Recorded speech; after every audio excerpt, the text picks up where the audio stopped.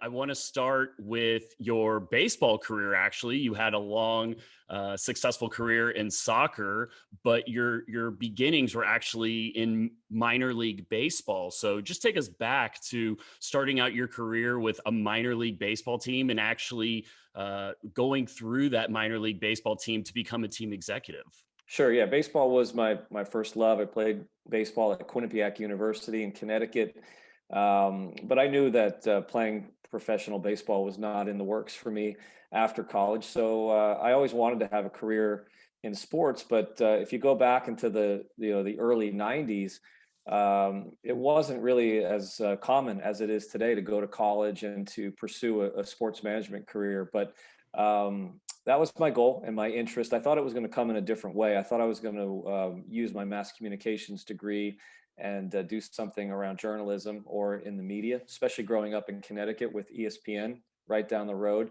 But I didn't go down that path. And soon after graduating college, it was announced that a AA minor league baseball team to play in the Eastern League was coming to my area, to New Haven, Connecticut, to play at Yale Field, which is an old historic baseball stadium that was originally built in 1927 for Yale University. So it was great. We had minor league baseball coming to my area. I wanted to work in sports. I played baseball, thought this is going to be an awesome opportunity for me. So a good friend of mine who was a college, was a high school teammate, was working in minor league baseball in California.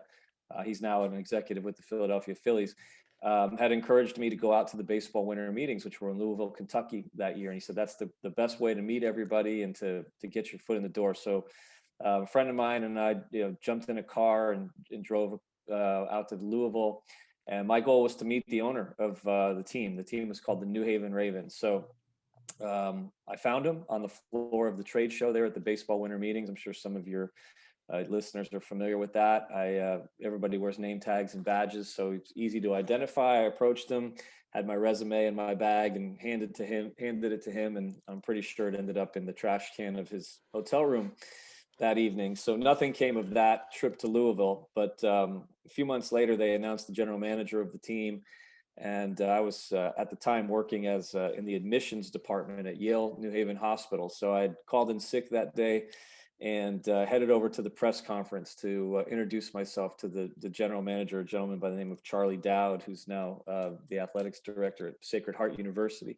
And introduced myself to Charlie, handed him my resume, and I'm pretty sure it also ended up in the trash can of the office later that day. So nothing really, came of my efforts to try to get my foot in the door with the owner and the GM, but I stayed persistent. I kept knocking on their door, showing up at their office. And one day Charlie said, all right, I'm going to give you a job. Call me in 2 weeks. So I called Charlie right on the 2 week mark, and he offered me the job over the phone of clubhouse manager. And at the time, I had no idea what that even was. So I said, well, what is that job, Charlie? And he said, well, you're the guy in the locker room. You take care of the equipment, you do the laundry, you feed the players, that kind of stuff. I said, oh, okay. And he said, well, it pays $450 a month, and you earn your income off of player dues. So that was the rule in minor league baseball, that each player owed the clubhouse manager $2.50 per day in dues. So I was like, oh my gosh. So I'm going to be doing laundry, shining shoes, and barely making any money. That wasn't the idea, right? But I had to think hard, and I gave it some thought and said to myself, at the time I was 23 years old, I didn't have any major obligations. So I said, this is the only chance they're going to give me. I'm going to take it. I'll get my foot in the door, and I will prove to the organization that I'm worthy of a bigger job. And if not, I'll network and meet some people, and expand out from there. So that was probably the greatest decision I ever made in my life. It started my career in professional sports. I worked in the clubhouse. This was back in 1994 for the New Haven Ravens, like I said, AA affiliate of the Colorado Rockies, who had been an expansion team in Major League Baseball the year before.